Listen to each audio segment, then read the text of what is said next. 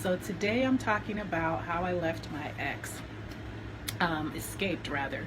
So yeah, it took 5 times over the course of 10 years because I met him when I was 17. And as you know, with narcissists, they don't leave you alone.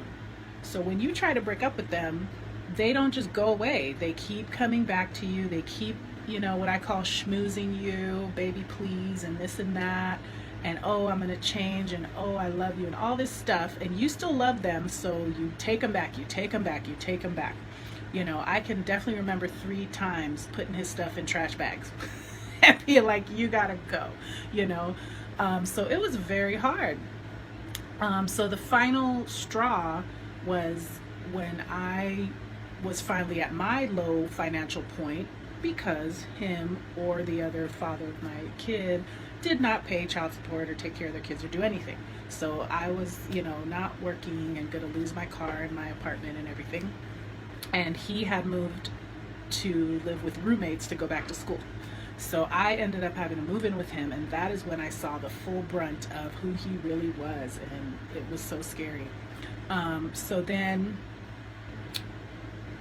dealing with all of that, going through getting cheated on, going through getting diseases from him, going through, me barely having $20 to feed my kids and trying to buy some dinner and make dinner, and him coming home later, walking from down the street somewhere where we lived in a residential neighborhood. So someone dropped him off right around the corner, and he came in with takeout from a Mexican place. So you don't care what happened to your kids tonight. You don't care if they ate, but you had a good time with whoever you were with, So all of that stuff happened. And then I finally was like, I have to leave. Packed up the car, but then he talked me into staying that night. So I stayed, but I was like, when that light bulb comes on, you're like in a daze, I would say. So I was in a daze. I was just so confused that the person I loved and the person that's supposed to love me and his kid was treating me this way. It was so weird, right?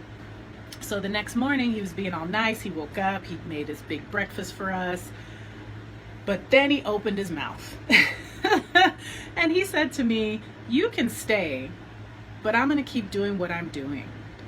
And those are all the things I just mentioned, right? So I was even more like, this dude is totally crazy, right? I'm going to stay while you cheat on me and do what you want and live your best life? Like, oh, hell no. So in a daze, I grabbed the kids and I walked to the car just like this, like, oh my God, just keep going.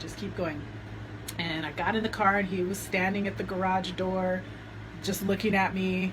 He didn't beg and plead or nothing, just looking at me as I drove away like, you're crazy, right? That wasn't the end. So of course I moved out, and then he came with this is better now that we're not together, living together. We can start over. We can kind of do this over and all this stuff, right? I still love you, blah, blah, blah. So he didn't have to say any of that. He pulled me back in, knowing good and goddamn well that he was still with who knows who, 5 other women, right? So I fell for it, and there I was like an idiot. I had 2 jobs, so I would drop the kids off in the morning and go see him.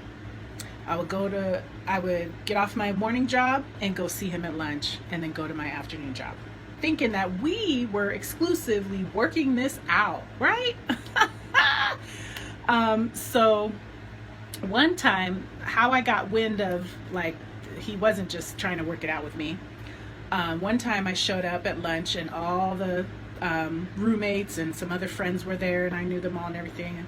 And they all looked at me, and I think they had been high. So they're high, and they all looked at me with this really scared face, like, holy crap, what is she doing here? And it was so weird. So I was like, somebody else was just here, right? Some other girl. So that was one time. And then I kind of lost my train of thought on the second time of that. It'll come to me. Oh, no, here it is. So the second one was when the way I found out I had a disease was I went over there in the morning, said good morning, gave him a kiss, whatever, right?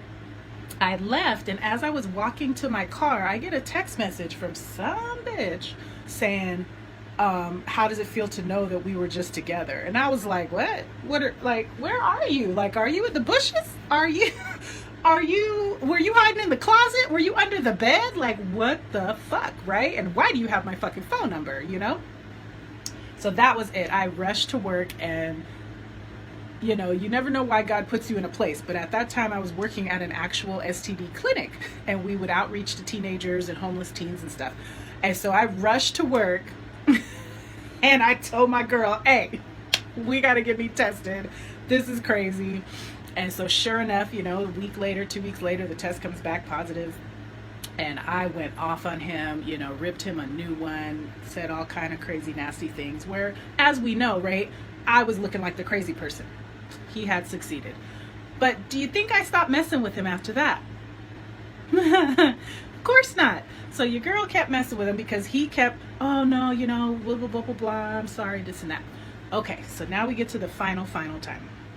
So the final time was we went to dinner at his mom's house. And, you know, he of course got high, like after we ate or whatever. And then I don't know what I said to him, you know, or what we were talking about, because I know I'm not to blame for his behavior, right? We all stop doing that. If I do this and if I say that, it's going to set him off. No. So whatever we were talking about, he ended up calling me a bitch out loud with his mom sitting right there. And I, again, was so shocked, and I looked over at his mom and was like, you're going to let your son talk to me like this in your house? And she says, well, that's your fault for having all those kids.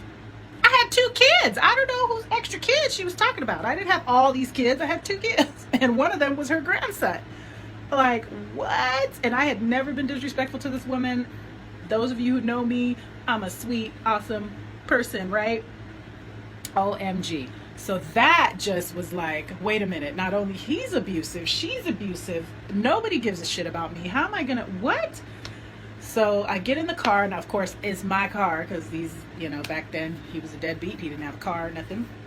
So I'm driving, and I'm just like going through it, like feeling all these feelings, just confused again. Like, what the heck am I doing here? And as we drove onto the, you know, the on-ramp to get on the freeway, I heard this voice behind me go, run the car into the, you know, when you're coming on, just go straight and run the car into the wall. You know, that'll show him, you know, he's not going to shoot you that way, something like that. Oh, you better believe I was scared. I was like, what the fuck? And so I started shaking, and then he's high, right? So he's looking at me all like, what's wrong? What's wrong? Why are you shaking? Are you okay? Oh my God, you're scaring me. Oh, and I couldn't talk. I just was like, get this motherfucker out my car.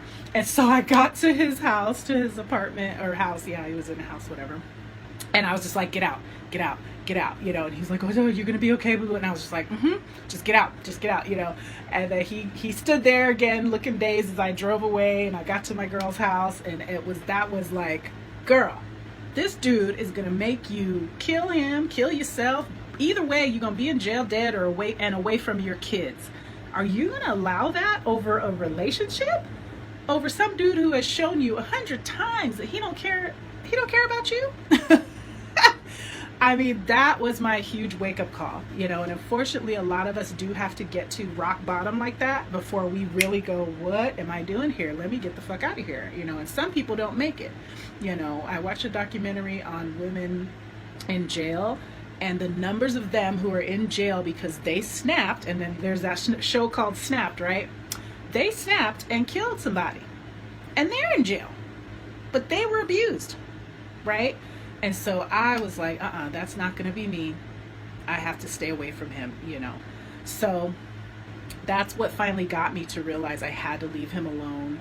And with narcissists, if you've read a lot of things, and it's more popular now, people are talking about it, they talk about no contact rule. And this is why. Because it's not stuff they say. It's their whole energy, their whole presence. Everything about them draws you in and fucks with you. So you have to go to no contact. Well, when you have kids with them, you can't go no contact, right? But I did my best. So I was like, okay, well, and back then, mind you, this was, Lord, I don't know what year, but y'all, it was like 20 years ago. So back then, nobody was talking about this. So I didn't know all these terms. I mean, I was in therapy school or whatever, but all these terms that are out there are not therapeutic terms. They're social terms that people create to make this thing a little more tangible and understandable. But I didn't know anything about gaslighting and anything. You know, I knew he was manipulating me. But yeah, so I was like, okay, and I didn't know no contact rule. I just knew I had to stay away from him to save my life. So now that's called the no contact rule. So I, you know, physically had to take the kids and visit him and this and that. And well, that's a piece of it too, because of course my mom, being old school, was like, just take your kids and never see him again and don't let him have contact and all this stuff. And I was like, I don't want to be that person. Like, he was, well, we'll say decent father to his son and whatnot, right? And then I went to therapy, and even she was like, you're a single mom with 2 kids. You're young. You're trying to finish your school stuff. You need help. So you getting rid of him is not going to help you. So F that. We're going to force him to take care of these kids, and I will help you through the pain, you know, because I was having panic attacks just getting to his street, you know, because believe it or not, he moved one of the girls in, and that wasn't the girl that called me. So I was looking at her like, you stupid, because you don't know about these other bitches, right? In the bushes. But the next day, basically, the next time I saw him to drop off kids, it couldn't have been more than a week, this bitch was moved in. So y'all, it was a mess. So anyways, you know, so I got therapy, I'm having panic attacks, I'm, you know, and so I was like, well, I have to see him to drop off the kids. So then I was like, okay, you know what? I'm not going to look him in the eye. So that's what I did. So I got real good at, you know, looking at the kids. If you have little kids and car seats and stuff, right? You just look at the kid, you get your kid, you give your kid to them, you know, you act like you're busy, and you get the fuck in your car and you get out of there. So that's what I did. And guess what? Because some of these narcissists are very smart, and that's how they get us, right?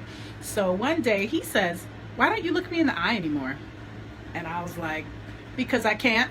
And I kept it pushing, got in my car and got out of there. So I just did the best I could with the situation to like have no energy exchange with this dude, right? And then cell phones and stuff came out. And so I wouldn't even answer phone calls. I would not hear his voice, because at first I did, right? I had to. And, you know, he would pretend, oh, baby, oops. Oh, you know, it's a habit. I didn't mean to say that.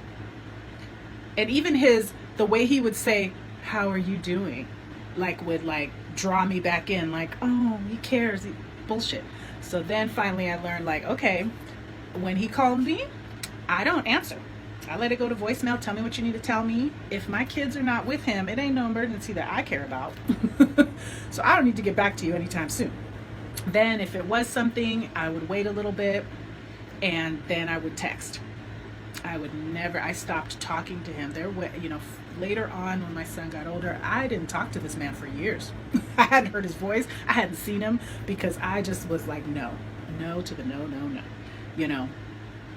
So luckily we weren't married.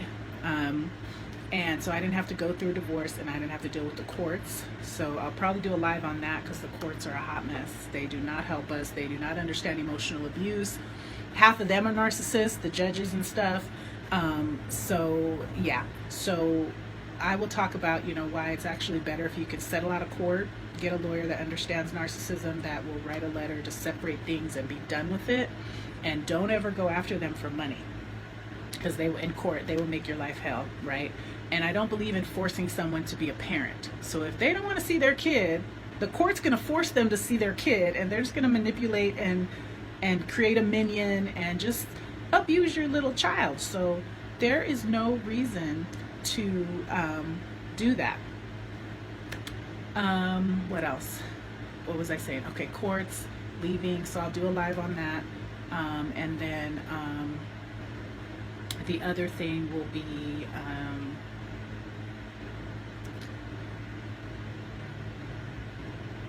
just breaking ties, how to break ties and detach and set boundaries. So I hope this was also very helpful. Leave questions, and that will help me figure out what to do next time. Okay?